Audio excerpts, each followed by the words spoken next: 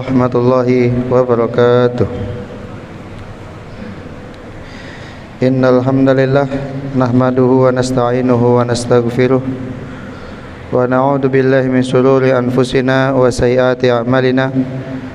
May yahdihillahu fala mudhillalah wa may yudlil fala hadiyalah. Asyhadu an la ilaha illallah wahdahu la syarikalah wa asyhadu anna Muhammadan abduhu wa rasuluh. Para jamaah salat zuhur yang semoga senantiasa dirahmati oleh Allah Subhanahu wa taala. Marilah senantiasa kita panjatkan rasa puji dan syukur kita kehadirat Allah Subhanahu wa taala, karena pada siang hari ini dengan limpahan rahmat dan hidayahnya sehingga kita masih diberikan kesempatan untuk bisa beramal soleh, untuk bisa beribadah, melaksanakan sholat zuhur secara berjamaah. Kemudian salawat dan juga salam semoga senantiasa tercurah kepada qudwasana kita, baginda kita Nabi Muhammad sallallahu alaihi wasallam. Pada kesempatan kali ini saya akan melanjutkan kembali tentang penjelasan dari hadis yang diambil dari kitab Hadis Arba'in An-Nawawi, yang mana pada kesempatan kali ini memasuki hadis yang ke-22 yang bunyinya An ibni Abdillah Jabir bin Abdillah al-Ansari radhiyallahu anhu anna rajulan sa'ala an-nabiy sallallahu alaihi wasallam. Dari Abu Abdillah Jabir bin Abdillah al-Ansari radhiyallahu anhu bahwa ada seorang laki-laki yang bertanya kepada Nabi Muhammad sallallahu alaihi wasallam.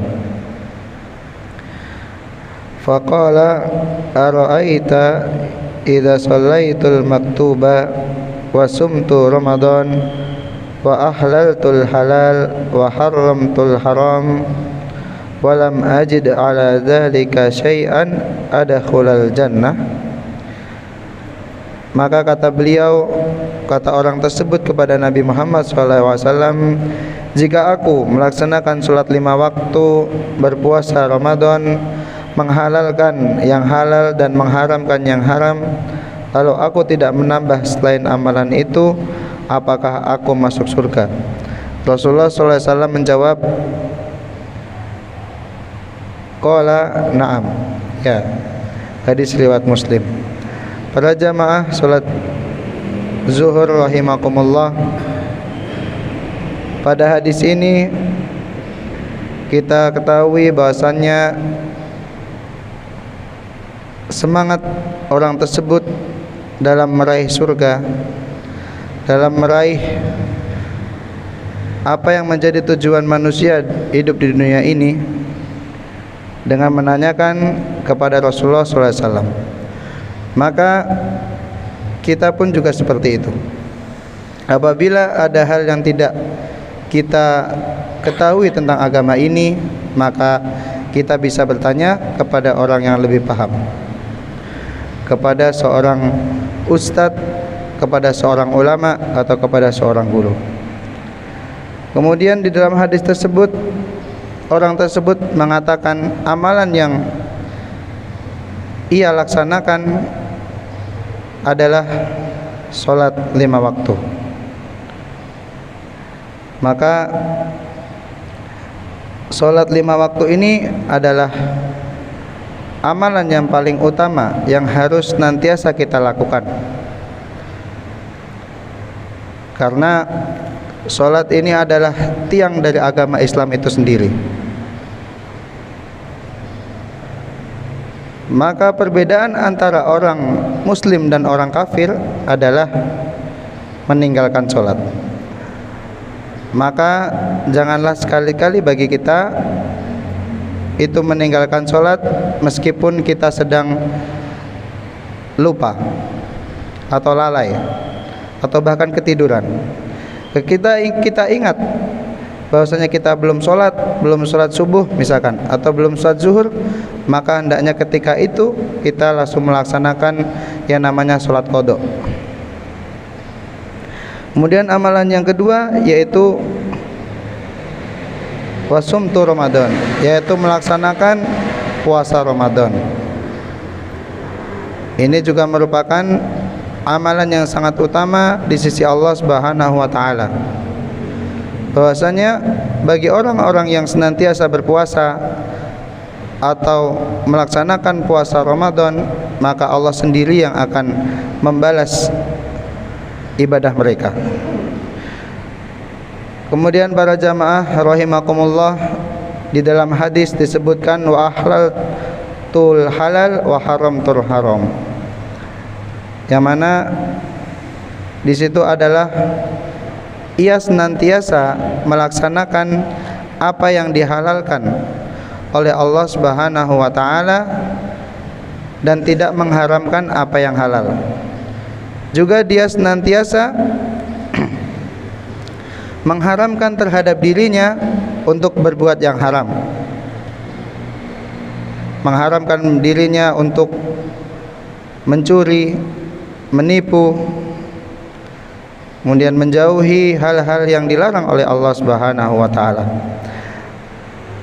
Yang perlu kita ketahui dalam agama ini bahwasanya kita sangat dilarang untuk mengharamkan apa yang sudah dihalalkan oleh Allah Subhanahu wa taala, dan juga kita dilarang menghalalkan apa yang diharamkan oleh Allah Subhanahu wa taala. Karena itu merupakan perilaku orang-orang Yahudi.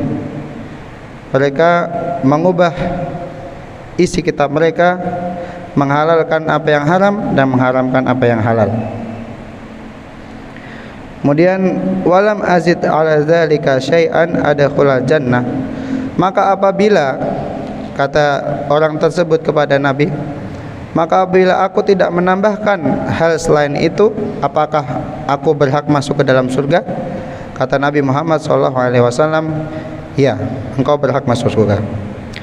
Para jamaah salat zuhur rahimakumullah, kesimpulan dari hadis ini adalah bahwasanya apabila kita sudah terbiasa melakukan ibadah-ibadah atau perintah yang diwajibkan oleh Allah Subhanahu wa taala, maka sebenarnya itu sudah cukup bagi kita. Namun terdapat amalan-amalan sunnah yang dapat kita kerjakan, seperti sholat sunnah rawatib sebelum sholat dan sesudah sholat, kemudian bersedekah, kemudian puasa sunnah, yang mana amalan-amalan sunnah ini berfungsi untuk menutupi pahala kekurangan kita ketika kita melaksanakan amalan wajib.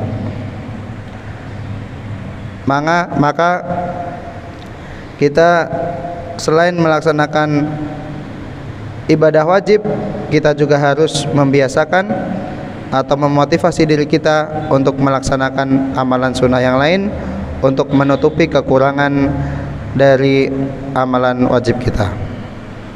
Maka hanya itu yang dapat saya sampaikan. Wabillahi taufiq wal hidayah. Nasrun minallahi wa fathun qarib. Wassalamualaikum warahmatullahi wabarakatuh.